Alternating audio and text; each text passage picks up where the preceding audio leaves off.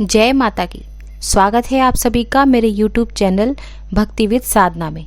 आप सभी को नवरात्रि के 5वें दिन की हार्दिक शुभकामनाएं। आज सुनिए स्कंद माता की कथा। स्कंद माता का स्वरूप अत्यंत ही मनमोहक है।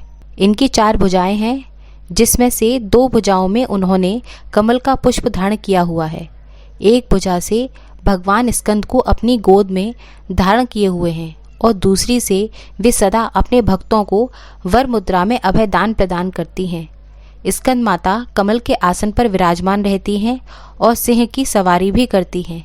कमल के आसन पर विराजमान रहने के कारण उन्हें पद्मासना के नाम से भी जाना जाता है। असुरों के साथ होने वाले युद्ध में उन्होंने अपने पुत्र भगवान स्कंद को सेनापति के रूप में नियुक्त कर युद्ध का संचालन किया था।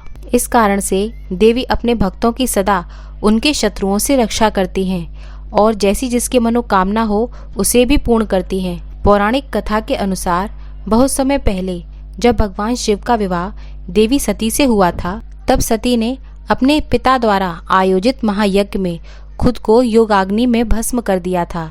तब भगवान शिव अत्यंत क्रोधित हो गए और सब कुछ त्याग कर वे देवी सती के वियोग में गहन तपस्या में चले गए। तभी ताड़कासुर नाम के एक राक्षस ने देवताओं पर आक्रमण करके उन्हें परेशान करना, उन्हें सताना शुरू कर दिया। यह बड़ी चिंता का विषय था, क्योंकि भगवान शिव के वरदान से ताड़कासुर को केवल भगवान शिव के पुत्र ही मार सकते थे और यह बात तभी संभव थी जब भगवान शिव का विवाह हो जाए। तभी सभी देवताओं के अनुरोध पर देवऋषि नारद ने माता पार्वती से भेंट की। उन्हें देवी सती के रूप में उनके पिछले जन्म के बारे में देवी पार्वती को सब कुछ बताया और उन्हें उनके वर्तमान जन्म के उद्देश्य के बारे में भी बताया। देवऋषि नारद ने उन्हें समझाया कि माँ पार्वती और भगवान शिव की एक संतान होगी जो राक्षस ताड़कासुर का वध करके उसको हराएगी। हालांकि भगवान शिव को यह एहसास कराने के लिए माँ पार्वती ही देवी सती का अवतार थी।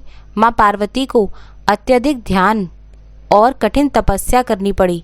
उन्होंने अन्नजल त्याग दिया, 1000 से भी अधिक वर्षों तक घोर तपस्या की। कई बार उन्होंने केवल जल और वायु का सेवन करके ही तपस्या की। अंत में भगवान शिव ने माँ पार्वती के समर्पण को स्वीकार किया और वे देवी पार्वती के साथ विवाह करने को तैयार हो गए। जब भगवान शिव की ऊर्जा माँ पार्वती जी के साथ संयुक्त हुई तो एक उग्र बीज उत्पन्न हुआ। हालांकि वह उग्र बीज इतना गर्म था कि अग्नि के देवता भी उसे छू पाने में असमर्थ थे। उन्होंने इसे गंगा जी को सौंप दिया, जिन्होंने इस बीज को सुरक्षित रूप से संभाला और इसे सरवन अर्थात रीडों के जंगल में बो दिया, जहां पर 6 बहनों द्वारा उस बीज की देखभाल की गई, जिन्हें कृतिका माता के रूप में जाना जाता था। समय के साथ उग्र बीज एक बच्चे के रूप में बदल गया। क्योंकि कृतिकाओं ने उनकी देखभाल की थी, इसलिए उस बच्चे को भगवान कार्तिकेय के रूप में जाना जाने लगा। जल्दी ही भगवान कार्तिकेय को देवताओं की सेना का सेनापति बना दिया गया और उन्हें तारकासुर को हराने के लिए विशेष अस्त्र शस्त्र प्रदान किए गए। कार्तिकेय जी ने अर्थात स्कंद भगवान ने तब तारकासुर के साथ एक भयंकर युद्ध किया और अंत में तारकासुर राक्षस को मार डाला और इस प्रकार उन्होंने देवों के अधिकार फिर से उन्हें वापस प्रदान कराए। क्योंकि कार्तिकेय जी का जन्म एक गर्म बीज से हुआ था, इसलिए उन्हें स्कंद के नाम से जाना जाने लगा, जिसका संस्कृत में अर्थ होता है उत्सर्जक।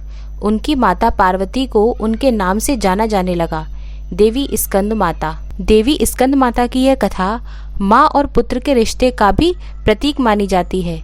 जब भी भक्त स्कंद माता की पूजा करते हैं तो उनकी गोद में विराजमान उनके पुत्र भगवान स्कंद की अपने आप ही पूजा हो जाती है। इस प्रकार भगवान की कृपा से साथ साथ भक्त स्कंद माता की कृपा का आनंद भी ले पाते हैं। अगर कोई भक्त बिना स्वार्थ के उनकी पूजा करता है, बिना किसी कामना को मन में रखकर पूजा करता है, तो देवी स्कंद माता एक सच्ची माँ की तरह उन्हें शक्ति और समृद्धि का वरदान देती है, साथ ही सदा उनकी रक्षा भी करती है। माता की गोद में विराजमान भगवान स्कंद हमेशा बाल रूप में ही क्यों दिखाई देते हैं? वह कभी बड़े क्यों नहीं होते?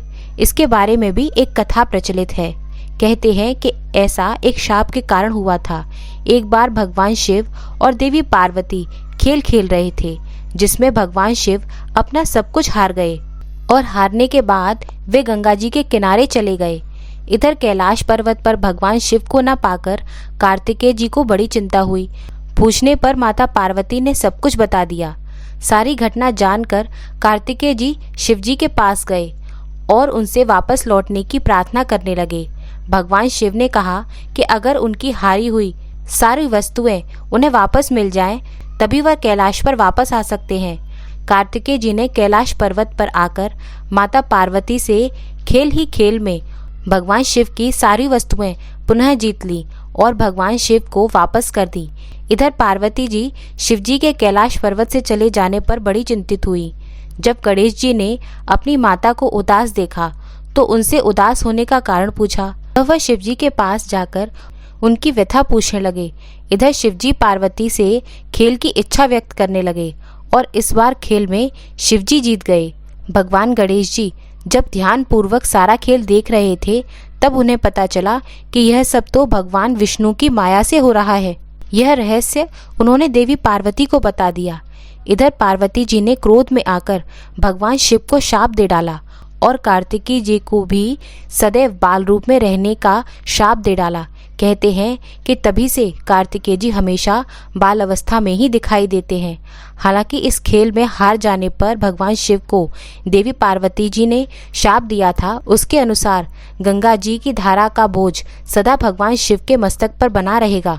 देवी पार्वती ने साथ ही साथ देवऋषि नारद को भी शाप दिया था कि वह कभी भी एक स्थान पर टिक नहीं सकेंगे और उन्होंने भगवान विष्णु को भी शाप दिया कि रावण तुम्हारा शत्रु होगा और रावण का विनाश विष्णु जी के हाथों से होगा।